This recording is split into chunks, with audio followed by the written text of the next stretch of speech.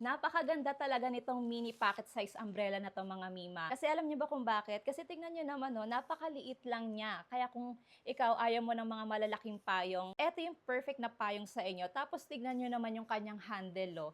Pa-ring or pa-hook yung kanyang design. Kaya naman pwede mo itong maisabit sa belt ng bag nyo if ever na hindi siya kasya sa small bags nyo. Tapos, madali lang siyang bitbitin. Pwede nyo rin siyang ibulsa kasi napakaliit lang niya, oh.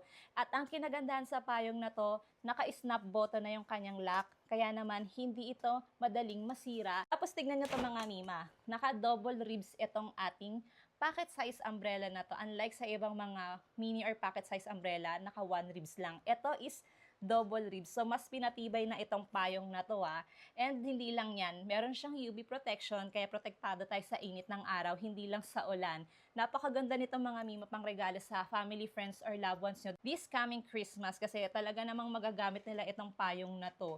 Meron pa tong ibang available na color. Color pink itong nakuha ko. Meron siyang lagayan, gaya no, pa-cloth lang. Sa pagpipilian pala, kasi dalawa yung umbrella na nakalagay. Basta ang piliin nyo, yung ganito yung style letter M siya kasi yung isa letter B. Basta ganito mga Mima, tignan nyo siya sa picture dyan sa link na i-provide ko. Napakaganda nito mga Mima.